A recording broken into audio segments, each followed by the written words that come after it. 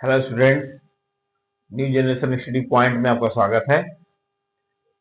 पिछली कक्षाओं में जो है हमने पढ़ रखा था कि आपने देखा था कि किसी भी धातु में जो मुक्त इलेक्ट्रॉनों की संख्या होती है वो कितनी होती है? लगभग 10 की घात 29 प्रति मीटर स्क्वायर। यानी कि 1 मीटर स्क्वायर में अगर 10 की घात 29 जो मुक्त इलेक्ट्रॉनों की बहुत बड़ी संख्या होती है, अगर उतने इलेक्ट्रॉन जिनमें जिनमें होते हैं वो क्या होते हैं? विद्युत की सुचालक होती हैं। और जिनमें नहीं होता है वो विद्युत की सुचालक नहीं होती है, अर्थात कुचालक होती है। ठीक है, इसी बेसिस पर आज हम लोग देखेंगे कि क्या होता है चालक। ठीक है, क्या होता है चालक? इसको इंग्लिश में कहते हैं कंडक्टर। ठीक है, क्या कहते हैं? कंडक्टर यानी कि चालक। ठीक है, तो वह कोई भी पदार्थ, ठीक है, जिसमें मुक्त इलेक्ट्रॉनों का प्रवाह होता है, ठीक है, ध्यान सुनिएगा, वह कोई भी पदार्थ जिनमें मुक्त इलेक्ट्रॉनों का प्रवाह होता है वो क्या कहलाते हैं? चालक कहलाते हैं। ठीक है, यानी कि चालक होने के लिए कौन जिम्मेदार है? मुक्त इलेक्ट्रॉन। मुक्त इलेक्ट्रॉन है और है तो उनका प्रवाह होगा। जब प्रवाह होगा तो वो क्या होंगे? चालक होगी, अर्थात उसमें विद्युत धारा का प्रवाह होगा। ठीक है, दूसरी चीज है दूसरी चीज है आपका अचालक। दूसरा क्या है? अचालक। अचालक कहिए, कुचालक कहिए, एक ही बात है। ठीक है, नॉन कंडक्टर।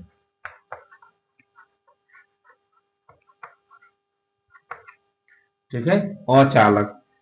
इसका अपोजिट यानी कि जिनमें विद्युत धारा का प्रवाह नहीं होगा। विद्युत धारा का प्रवाह भी आवेशों का प्रवाह नहीं होगा। विद्युत धारा एक्चुअल में है क्या चीज? आवेशों का प्रवाह ही तो विद्युत धारा है। अगर किसी चालक में विद्युत धारा का प्रवाह हो रहा है मतलब हो क्या रहा है?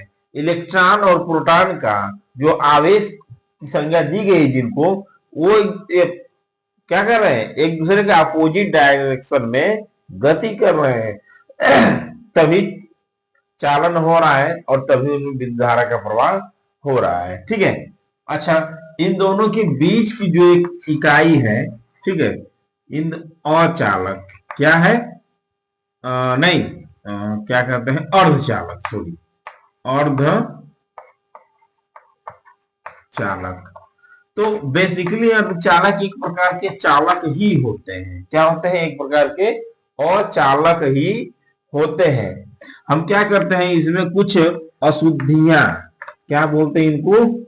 अशुद्धियां। इनमें कुछ अशुद्धियां मिला देते हैं। क्या करते हैं? इनमें कुछ अशुद्धियां मिला देते हैं जिससे ही चालक की भांति व्यवहार करने लगते हैं। फॉर एग्जाम्पल जो है आपका, आप बहुत ज्यादा इसका नाम सुने होंगे या फिर आगे अगली कक्षाओं में आप लोग सुनेंगे। सिलिकॉन और क्या है? जर्मेनियम। ये दोनों बहुत ही इंपॉर्टेंट है अर्धचालक। ठीक है, आगे इनके प्रयोग के बारे में देखेंगे। फिलहाल आप इतना समझिए कि कुछ ऐसे सिलिकॉन और जर्मेनियम ऐसे हैं, इनमें क्या किया जाता है? अशुद्धियां मिला दी जाती जिससे ये चालक की भांति व्यवहार करने लगते हैं। तो आपने देखा चालक, अचालक और अर्धचालक। ये किसके बेसिस पे है? केवल और केवल आवेशों के प्रवाह के बेसिस पर है। आवेश प्रवाह होगा, चालन होगा। ठीक है, अगला टॉपिक है हमारा वैद्युत ऊर्जा के स्रोत।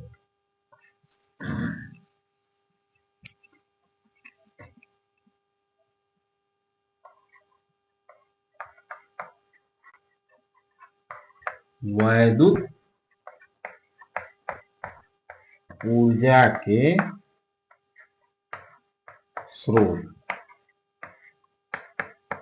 जो वैद्युत ऊर्जा होती है उसके स्रोत कौन कौन से हैं, ठीक है। आजकल हमारे भाई देख ही रहे हैं कि हर एक चीज जो है कि वैद्युत ऊर्जा के रूप में हम लोग प्रयोग करना जा रहे हैं, प्रयोग करते जा रहे हैं, ठीक है। तो हमारा जो वैद्युत ऊर्जा का सबसे जो प्राइमरी सोर्स है वो है सौर ऊर्जा, जिसका आजकल खूब प्रचलन है। क्या है, पहले तो नहीं पता था, लेकिन आज इसका बहुत बहुत बहुत से प्रचलन आप देख रहे हैं। सोलर पंप आ गया है, ठीक है। तो सौर ऊर्जा ये क्या करता है, सूर्य की विकिरणों को जो है कि विद्युत धारा के रूप में कन्वर्ट कर देता है और बैटरी के रूप में स्टोर भी कर सकता है और डायरेक्ट जो है किसी वैद्युत यंत्र को चला भी सकता है, ठीक है। आज के डेट में इसका सबसे ज्यादा प्रयोग हो रहा है, ठीक है।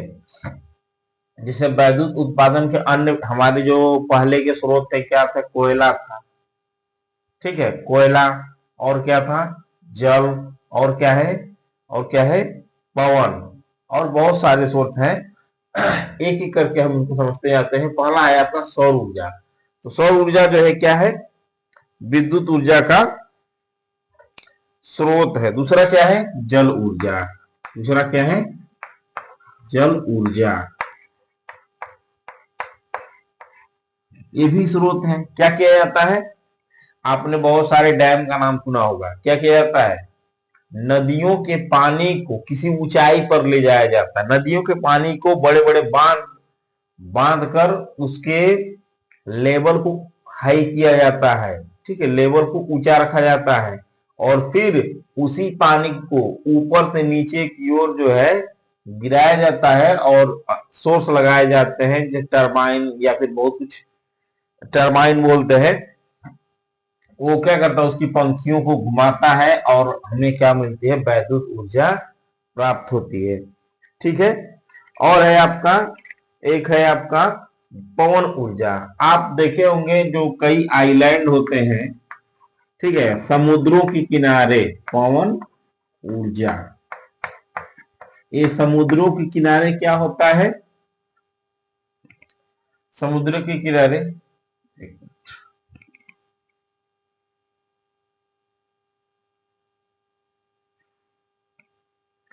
समुद्रों के किनारे क्या होता है, बड़े बड़े पंखे लगे होते हैं। जब, क्योंकि पवन में क्या, कौन सी ऊर्जा होती है, गतिज ऊर्जा। जल में भी कौन सी होती है, गतिज ऊर्जा होती है। यानी कि ये चलते हैं, जब इनका प्रवाह किया जाता है तब। तो जब पवन ऊर्जा क्या होती है, जब चलती है तो बड़े बड़े पंखे लगे होते हैं, ठीक है। जब वो पंखे घूमते हैं तो विद्युत ऊर्जा बनना शुरू हो जाती है। आगे है आपका चौथा, नाभिकीय ऊर्जा। क्या है, नाभिकीय ऊर्जा, न्यूक्लियर एनर्जी, नाभिकीय ऊर्जा, ठीक है। तो ये जितने भी अधिक परमाणु क्रमांक वाले तत्व हैं, जैसे यूरेनियम, थोरियम, ठीक है, इन पर क्या किया जाता है, इन पर जो है न्यूट्रॉनों की बमबारी की जाती है। यानी कि उसको बहुत तेजी से जो है इन पर न्यूक्लियर, जो ये यूरेनियम, थोरियम जो होते हैं, जो रेडियो एक्टिव तत्व होते हैं, उन पर जो है न्यूट्रॉनों की बमबारी की जाती है। बहुत सारे न्यूट्रॉन एक साथ फेंके जाते हैं जो इनसे टकराते हैं, ठीक है। जब इनसे टकराते हैं तो क्या होता है, एनर्जी उत्पन्न होती है, विद्युत ऊर्जा उत्पन्न होती है, ठीक है। आगे है आपका पांचवा, है आपका रासायनिक ऊर्जा। रासायनिक ऊर्जा, रासायनिक ऊर्जा, अब आप, हम अपने जमाने में देखते थे, अब तो इसका काफी कम प्रचलन हो गया है रासायनिक ऊर्जा का। हम लोग अपने जमाने में देखते थे, जो रेडियो चलता था तो रेडियो में जो है कि सेल आता था, एवरेडी सेल, निप्पो सेल, वो क्या थे, वही रासायनिक सेल थे, जो क्या करते थे, केमिकल एनर्जी को, जो रासायनिक ऊर्जा को विद्युत ऊर्जा में प्रयोग, विद्युत ऊर्जा में बदल देते थे, ठीक है। तो उसका हम लोग फिर शीशा संचायक सेल भी आपका आता है उसी के अंतर्गत। और एक है आपका अगला है टॉपिक, अगला है आपका यांत्रिक ऊर्जा। क्या है? यांत्रिक ऊर्जा। जनरेटर आप लोग देख ही रहे हैं, ये यांत्रिक ऊर्जा का सबसे बड़ा, ये जो विद्युत ऊर्जा उत्पन्न करने के लिए ये है, ठीक है ना। आप देखते हैं जनरेटर चलता है, उसके आगे एक डायनमो लगा होता है, ठीक है। वो क्या करता है, जो इंजन होता है, जो जनरेटर होता है, उसकी एनर्जी को कन्वर्ट करके विद्युत ऊर्जा के रूप में बदल देता है, ठीक है। और आगे है आपका उष्मीय ऊर्जा। क्या है आपका? उष्मीय ऊर्जा। उष्मीय ऊर्जा, ठीक है। उष्मा से भी आप विद्युत ऊर्जा उत्पन्न कर सकते हैं, ठीक है। फिर है आपका प्रकाश विद्युत सेल। प्रकाश विद्युत सेल, इससे भी आपका विद्युत ऊर्जा आपका उत्पन्न होता है, ठीक है। प्रकाश विद्युत सेल। क्या है? प्रकाश विद्युत सेल।